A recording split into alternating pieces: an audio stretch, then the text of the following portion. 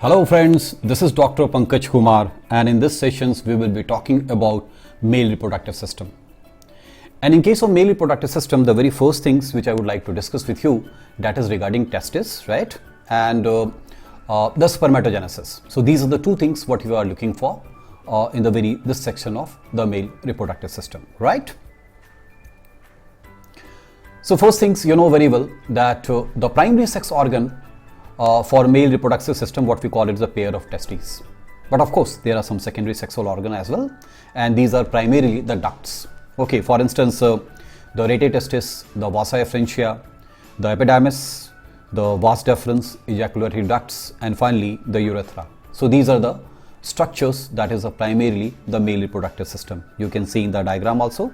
So there you can see there. So that is the things. So from testes, it goes to vasa deferens, then this is the ejaculatory duct you can see, and finally it is coming to this gland what we call bulbourethral gland, is finally coming to the penis, right? So first of all, let's talk about the scrotum. Okay, you see the development of testes actually begins in the abdominal cavity near the kidney, right? And what happens during the last 2 months before the birth, they descend through one canal what we call inguinal canal, and through that it descends in the scrotum. Okay, you can see there. So that is the body cavity, and from here actually this is the scrotum, right?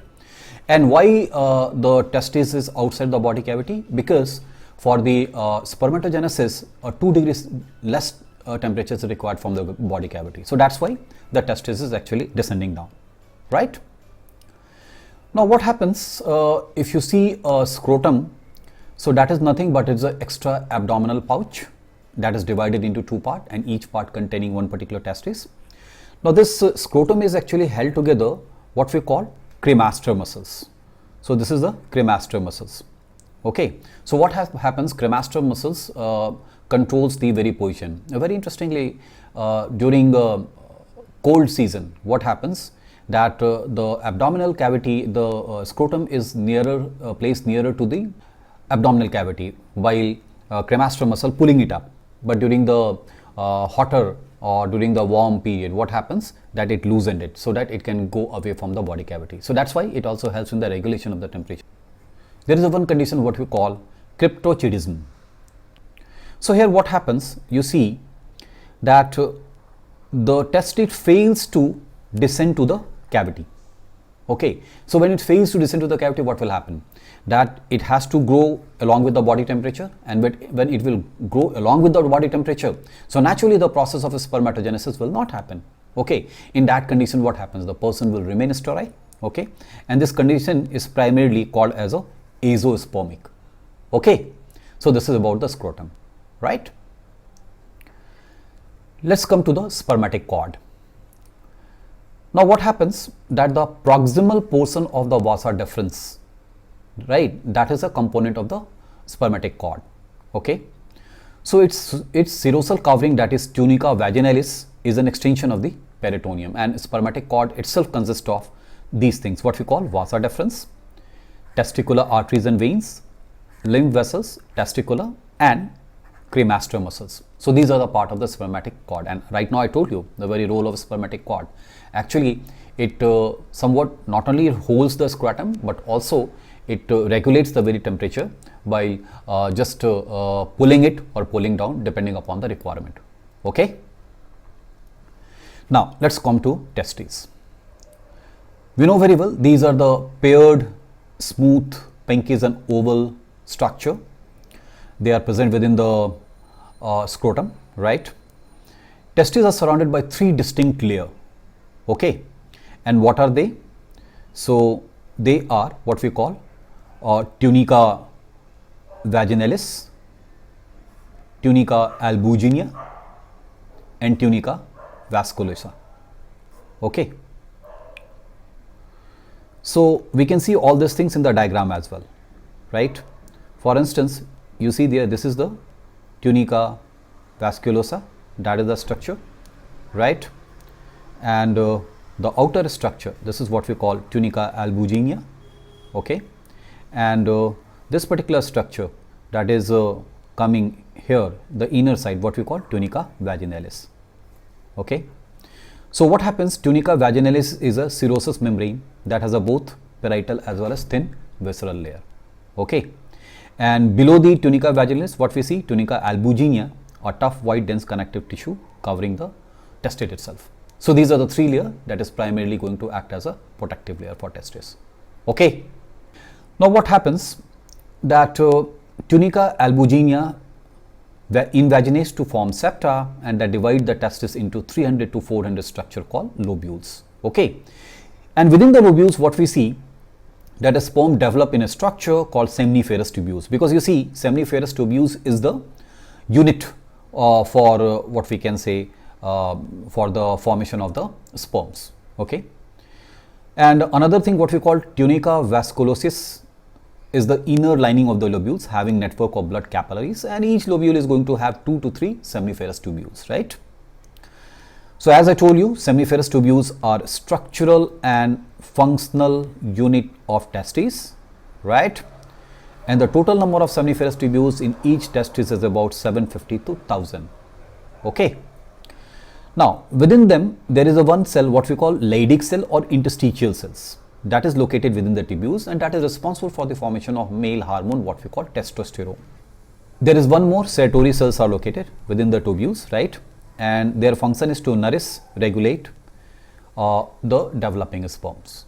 So there are two things, one is the interstitial cells, second the Sertoli cells. Okay. Now let's talk about the histology of the seminiferous tubules. Now you see, seminiferous tubules is lined by complex stratified epithelium. Okay. And that is lined by basal membrane covered by connective tissue. Okay.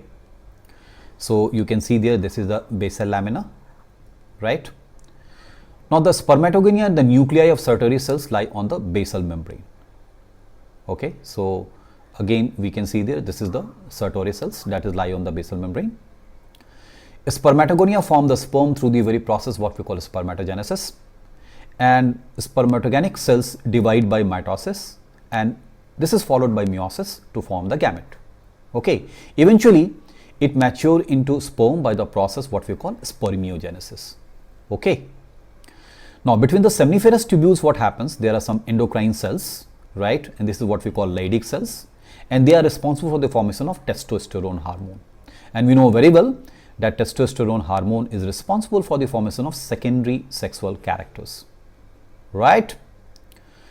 Now near the mediastinum testis, what happens, seminiferous tubules become straight and form the network, and that is what we call rete testis. So all the these testes actually communicate, you can see there, these are communicate, and through a combined duct-like structure is formed, that is what we call rete testis, and rete testis has a simple squamous epithelium. Okay. Right. Now let's talk about the very process of spermatogenesis. And in case of spermatogenesis, I would like to have your attention toward these diagram. So you can see there, so this is the histology of seminiferous tubules is shown over there, right? And from outer to inner, the different cells are actually placed over there. So outer one, this is what we call spermatogonia, then followed by primary spermatocytes, then followed by secondary spermatocytes, then we have spermatids, okay, and finally the spermatozoa.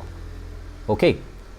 So what happens, the spermatogonia, that is a diploid one, okay, they by mitotic division form primary spermatocytes. So primary spermatocyte is also going to be diploid.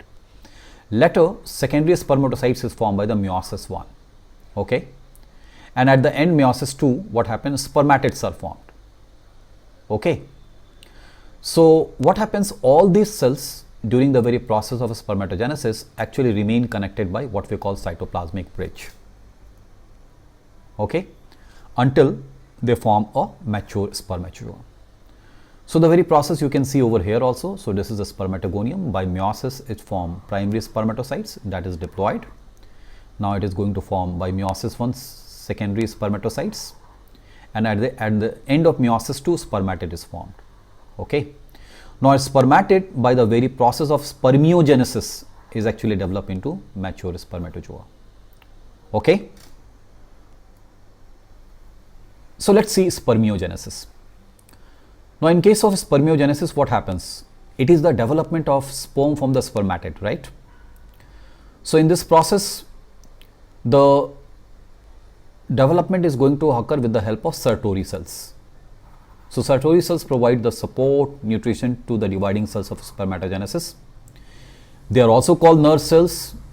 They secrete the anti-Mullerian hormone, and it is that hormone that inhibits the development of Mullerian duct. So female genital organs are actually not developed into male, right? So again, we can see all these things in the diagram. Let's talk about the final step, what we call spermiogenesis.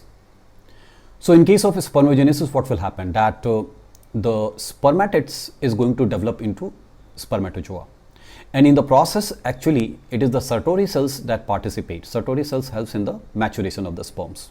Okay, Sertoli cells are actually also called as a nurse cells, right? And why we are calling nurse cells? Because they secrete the anti-Mullerian hormone, right? And that inhibit the development of the Mullerian duct. So female genital organs are actually not developed, right? So this is all about spermiogenesis. So that is all as far as the spermatogenesis and the spermiogenesis is concerned. Okay, thank you.